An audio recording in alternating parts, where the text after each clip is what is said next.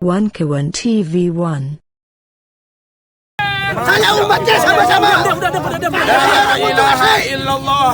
Allahumma sholli ala sayyidina Muhammad wa asghir lil zalimin bil zalimin.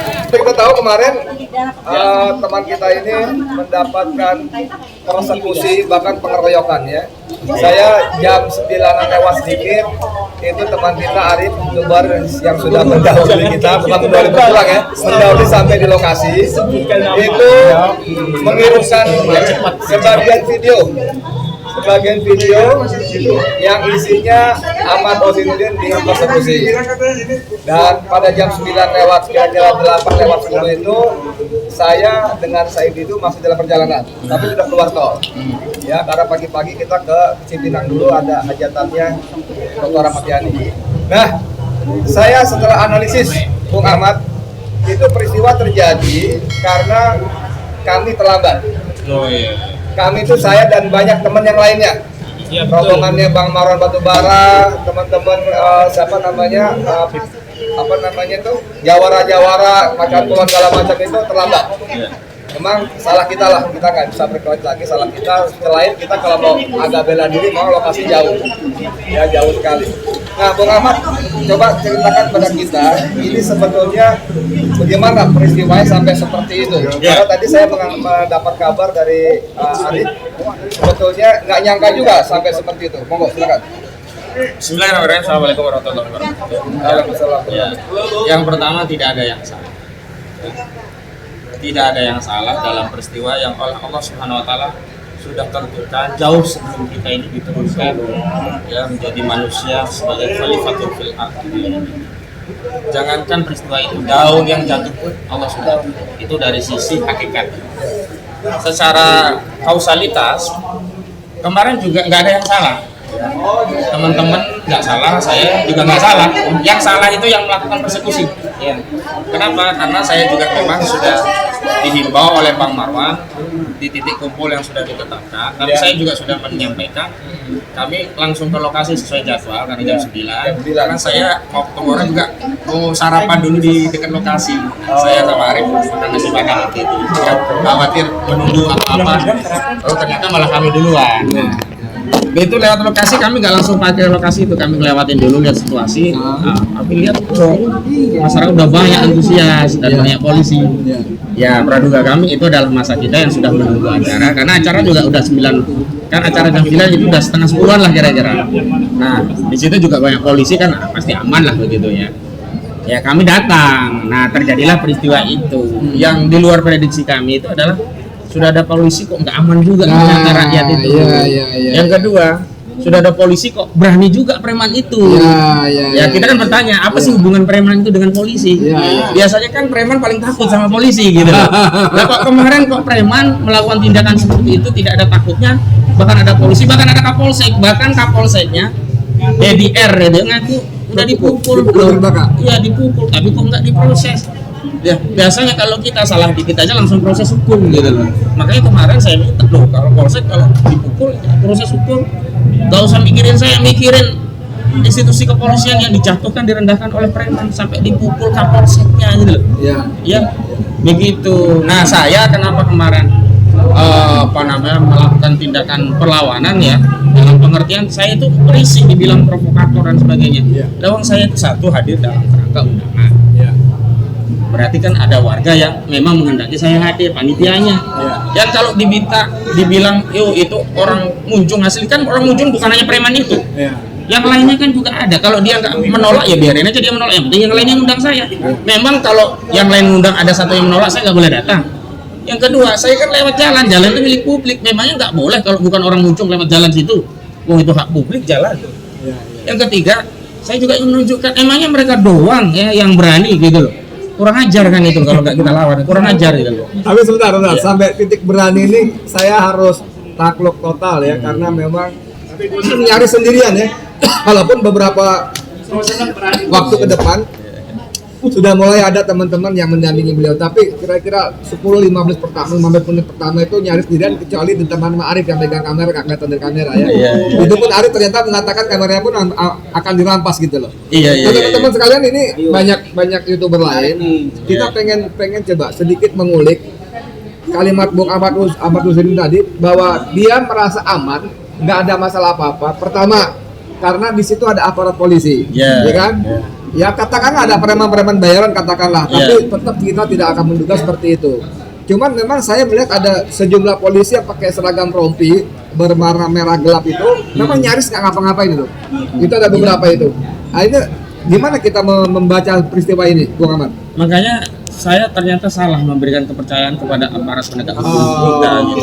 Semoga ke depan Pak Listio Prabowo itu bisa memperbaiki kesalahan saya.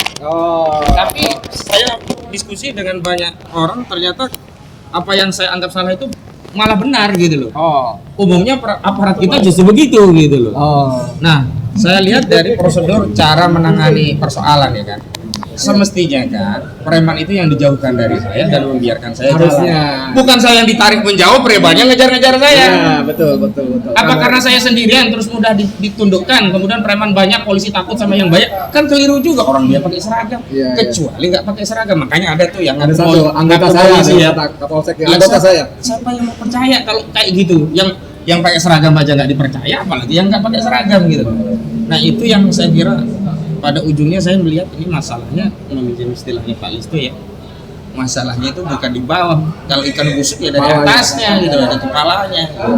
Oke teman-teman, ini mulai pagi tadi beredar semacam penjelasan lengkap dengan foto-fotonya para preman yang mengepung dan mengeroyok Ahmad Husaini tadi. Ya, ini dapat dari Bung Ahmad juga tadi saya dapatnya ya. Oke ya, saya bacain dikit-dikit nih. Ini yang paling depan nih, preman otak pelaku pengeroyokan Ahmad Husaini, bukan warga Kohot, pernah dipenjara karena terbukti bawa kabur dana dari kotak amal masjid. Lalu kotak masjid bro, orang-orang nyumbang, lu bawa kabur. Waduh, dosanya apa murokap ini, double ya. Nah, ini ada foto lagi dua orang, keduanya preman pasar Paku Haji, pernah dipenjara kasur bongkar kios daging. Lalu ada lagi dua orang lagi, keduanya preman rekrutan lurah Kohot, tukang ancam masyarakat untuk pembebasan lahan. Ya, udah berapa itu? 5 orang. Ini yang keenam nih, preman kampung kaki tangan lurah Kohot, tukang ancam masyarakat untuk urusan pembebasan lahan. Lalu ini ada yang kacamata pakai topi, mata-mata lurah Kohot, sering berada di pihak masyarakat anti aguan. Yang terakhir, nah ini seru nih, ada desertirnya tapi bukan TNI Polri, tapi desertir Satpol PP Kecamatan Paku Haji, terkenal sebagai provokator untuk memenangkan situasi. Jadi ini ya gambarnya ya, nanti teman-teman bisa mintalah ya. Nah, Bung Ahmad, ini kan kalau kita baca keterangan ini, ujung-ujung ini meraih lurah desa Kohot di Arsin yang sekarang meraih entah kemana. Ya bahkan kalau kita baca majalah Tempo itu punya pas pamdes, pasukan pengamanan desa, yang walaupun akhirnya kita nanya ngapain lagi pas pamdes kalau kepala desanya udah pergi entah kemana. Ini gimana kita menyoroti lurah Kohot Arsin ini, Bung Ahmad? Sebenarnya kan ketika Tempo mendatangi rumah lurah Kohot si Arsin ini dan ditemukan fakta Arsin tidak ada di rumah, Rubiconnya tidak ada di rumah, kabarnya kabur, itu kan mengkonfirmasi mereka ini salah, mereka ini sadar atas kesalahannya dan takut atas tanggung jawab atas kesalahan. Mereka itu sudah sadar, seluruh warga desa itu sudah berani melawan semua yang selama ini hanya diam, ya tanahnya diambil, diusir, digusur semaunya begitu. Nah, hanya memang apakah larinya kepala desa Kohot adalah bagian dari strategi yang disiapkan oleh penguasa karena memberi waktu para penjahat untuk lari gitu loh. Karena kan itu kasus sudah hampir 2-3 pekan. Harusnya kan segera diproses biar nggak sempat lari. Kemarin kan sempat dipanggil ke Jagung, jadi nggak datang ya? Itu kan hanya permintaan dokumen isinya, belum sempat diambil keterangan sebagai saksi gitu. Itu yang kemudian kita kok gini caranya. Biasanya kan dipanggil orangnya sambil membawa dokumen, bukan permintaan dokumen. Itu kan jalannya dibuat ular, melingkar-lingkar itu. Harusnya lurus langsung muter-muter begitu. Oke, dari semua huru hara ini termasuk upaya Mama yang luar biasa dan kita semua ini kan sebetulnya tidak perlu terjadi. Kalau Prabowo Subianto sebagai presiden bekerja sebagai presiden, bukan di bawah bayang Jokowi, di bawah bayang-bayang Jokowi. Nah kan akhirnya suka nggak suka, kita kan mendesak minta Prabowo sebagai presiden yang berdaulat untuk ambil sikap yang jelas dan tegas. Oke, sebagai penutup silakan. Rasanya sikap jelas dan tegas itu bukan dikonfirmasi dengan proses penyidikan segera digerakkan ya, bukan. Tapi copot dulu Kapolri. Copot dulu Kapolri. Ya. Soalnya kalau proses penegakan hukum itu masih di bawah kendali Listio Sigit Prabowo, masyarakat akan berpraduga, oh ini bukan penegakan hukum, sedang mencari skenario bagaimana mencari kambing hitam, melokalisir masalah dan menyelamatkan yang gede-gede gitu. Karena kita tahu Listio Sigit Prabowo itu dekat dengan Aguan dan di era dialah ya Polri mendapat bantuan Makobrimob di wilayah PIK 2 juga. Jadi orang itu kan logikanya sederhana, kalau orang disuap itu nggak bisa ngomong. Coba saya suap, nggak bisa ngomong kan? Iya. Nah, suapnya ini dalam bentuk Makobrimob itu, dan ke depan harus ada aturan tegas, nggak boleh institusi negara, fasilitas negara itu melalui bantuan hibah dari swasta. Pasti swasta itu bantu ada mau yang nggak ada bantu terus kayak filantropi karena kebaikan seorang Aguan bagi jadi harus dipahami oleh institusi Polri bahwa bangunan itu, tanah itu diberikan bukan tanah dari ASG sendiri, tapi dapat nyolong dari rakyat, dari ngerampas dari rakyat. Berarti negara juga secara sadar menerima hasil jarahan dari rakyat. Jadi cuci uang negara jadikan tempat cuci hasil kejahatan sehingga dia tidak bisa diproses. Kenapa? Negara itu terlibat menikmati dari hasil kejahatan. Ke depan udah nggak boleh lagi. Rakyat diambil pajak, kecuali rakyat itu nggak diambil pajak, minta bantuan sama pengusaha. Uang pajak ambil terus, tapi fasilitas dibangun oleh konglomerat, oleh swasta. Giliran menjalankan tugas, bukan menjalankan tugas sesuai kepentingan rakyat bayar pajak, kepentingan orang yang ngasih fasilitas. Kasihanlah rakyat. Rakyat dapat perlindungan harusnya dari aparat penegak hukum, ini malah oleh polisi. Kita ini ya, mohon maaf Pak Kapolri ya, Pak Prabowo, mau kasih tahu saja, kita itu kalau berhadapan dengan polisi di jalan itu, kita itu mungkin kalau berhadapan dengan begal masih kita hadapi bisa lah. Malah kita tuh khawatir kalau di perjalanan ketemu polisi. Ada aja salahnya kita kalau depan polisi gitu. Kalau di depan begal mah SIM ada, STNK ada. Ujungnya tutup pentil nanti dicari-cari. Lampu sen apa segala gitu macam. Loh. Iya. Jadi ini kenyataan yang ada di tengah masyarakat. Termasuk kemarin kita yang menjalankan hak konstitusi, kita sedang menyampaikan perjuangan kita lewat saluran yang sah secara undang-undang. Lah kok kita yang kemudian ditarik-tarik? Kita yang kemudian diperlakukan seolah-olah kita ini penjahat, dijauhkan dari orang-orang yang baik. Harusnya kan dijauhkan premannya gitu loh. Nah begitu kemarin saya kasih tahu, akhirnya kan premannya kabur. Coba perhatikan, kaburnya preman itu apa dihalau oleh polisi? Bukan. Polisi nggak ngelakuin apa-apa. Sudah selesai bertugas, tinggal ngambil jatah sisa. Bukan, mereka itu kabur karena masa banyak. Kalau masa nggak banyak, tetap aja itu mereka akan tetap menguasai lokasi aksi gitu. Artinya apa? Hampir dikatakan nihil peran polisi untuk menghalau mereka. Nihil.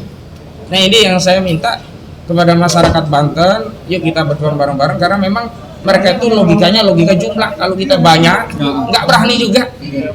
Ya saya yakin mereka itu ya kalau sendiri-sendiri ketemu saya juga nggak berani. Karena bareng-bareng pun kalau nggak dilindungi aparat nggak berani juga, karena mereka tahu akan dilindungi aparat, berani songong gitu. Karena itu ya memang harus kita bersatu, harus kita viralkan tuh wajah-wajah orang yang ngaco. Oke. Gitu. Cukup ya soalnya kita. Terima kasih banyak Bung Ahmad, semoga menjadi amal soleh di mata Allah buat kita semua. Allah berikan ampunan dan pertolongan dalam perjuangan. Amin. Amin. Saya Dimulyadi untuk KPN. Assalamualaikum warahmatullahi wabarakatuh. Waalaikumsalam warahmatullahi wabarakatuh.